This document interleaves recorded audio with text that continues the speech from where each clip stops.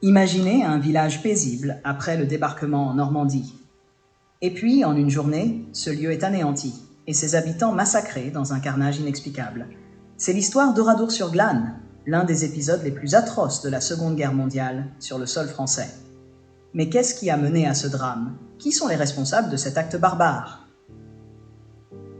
Pourquoi une église remplie de femmes et d'enfants a-t-elle été brûlée jusqu'à ses fondations? Aujourd'hui, nous revenons sur ce jour noir du 10 juin 1944 pour comprendre non seulement les faits, mais aussi l'impact dévastateur sur la France et l'Europe entière. Pour comprendre le massacre d'Oradour-sur-Glane, il faut replacer cet événement dans le contexte plus large de la Seconde Guerre mondiale. Le 6 juin 1944, le débarquement allié en Normandie marque un tournant dans la guerre. Les troupes anglo-américaines, en perçant les défenses nazies sur les plages normandes, déclenchent un vent d'espoir pour la libération de la France. Cependant, les forces allemandes ne comptent pas se laisser faire. Elles réagissent en lançant des unités d'élite, comme la division SS Das Reich, vers le front pour tenter de repousser l'avancée alliée. Le 10 juin 1944, à peine quelques jours après le débarquement allié en Normandie, une unité de la division SS Das Reich, en route pour contenir l'avancée des troupes alliées, fait irruption dans le village d'Oradour-sur-Glane. Qui est la division Das Reich? Créée en 1939, elle se distingue lors de nombreuses campagnes, notamment sur le front de l'Est, où elle s'illustre par sa brutalité et son fanatisme. Composée de soldats d'élite issus de la Waffen-SS, une branche paramilitaire du parti nazi, cette division est impliquée dans plusieurs crimes de guerre et massacres contre les civils, particulièrement lors de la répression des partisans soviétiques. En 1944, la division Das Reich est stationnée dans le sud de la France, à Montauban, en attendant de rejoindre le front en Normandie pour contrer les forces alliées. En chemin, la division est harcelée par des actions de résistance françaises, notamment par le maquis du Limousin, un groupe actif dans la région. Ces attaques retardent leur progression et alimentent un sentiment de vengeance chez les SS. La Das Reich, lorsqu'elle arrive à Oradour-sur-Glane, prend alors en otage la totalité des habitants du village. Les hommes sont séparés des femmes et des enfants, puis sont conduits dans des granges où ils seront fusillés sans pitié. Les soldats de la SS les mitraillent avant de brûler les corps dans les granges. Ce qui s'y passe est un des épisodes les plus horribles de ce massacre. Des explosifs sont placés à l'intérieur du bâtiment. Lorsque les premières bombes explosent, créant une panique indescriptible, les SS tirent à travers les portes et les fenêtres pour empêcher toute tentative de fuite. Le feu se répand rapidement et l'église se transforme en fournaise. Au total, 246 femmes et 207 enfants sont prisonniers de cet enfer de flammes. La question qui hante encore aujourd'hui est: pourquoi Oradour-sur-Glane? Pendant longtemps, les historiens ont cherché des explications à ce massacre incompréhensible. Sous le commandement du général SS Heinz Lammerding, les troupes de la Das Reich adoptent des mesures de répression brutales pour écraser la résistance.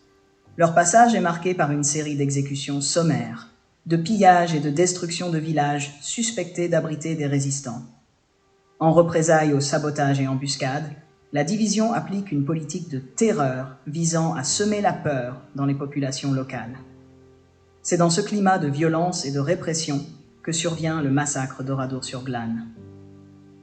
Selon certaines théories, la division Das Reich aurait voulu envoyer un message fort aux résistants en détruisant un village exemplaire de tranquillité. D'autres pensent que les SS avaient l'intention de punir un autre village nommé Oradour-sur-Vair, actif dans la résistance, mais qu'ils se seraient trompés de cible. Le massacre d'Oradour-sur-Glane a fait 643 victimes, essentiellement des civils innocents. Très peu d'habitants survivent à ce carnage. Ce qui rend cette tragédie encore plus glaçante, c'est l'absence totale de justification militaire. Il s'agit d'un acte de pure barbarie, visant des civils sans défense. La destruction d'Oradour-sur-Glane et le massacre de ses habitants ont provoqué un choc immense, tant en France qu'à l'international. Ce drame symbolise la brutalité de l'occupation nazie et la terreur imposée par les forces SS en Europe. Aujourd'hui, Oradour-sur-Glane est un village martyr, dont les ruines ont été conservées en l'état par décision du général de Gaulle après la guerre.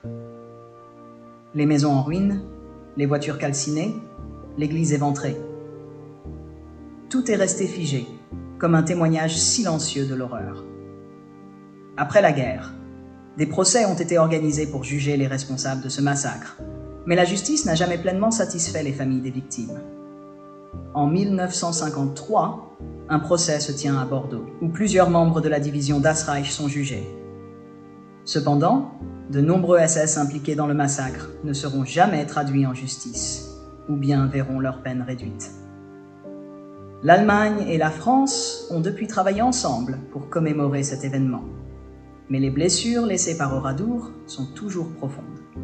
Aujourd'hui, Oradour-sur-Glane est un site de mémoire nationale, un lieu où chaque visiteur peut se confronter à l'ampleur de la tragédie. Il est devenu un symbole puissant de la barbarie de la guerre et un avertissement pour les générations futures. Le centre de la mémoire, adjacent aux ruines, accueille chaque année des milliers de visiteurs venus comprendre ce qui s'est passé et honorer la mémoire des victimes. Un déni qui persiste. Malgré les preuves accablantes et les témoignages nombreux, certains négationnistes tentent encore aujourd'hui de nier l'ampleur ou même la réalité des faits.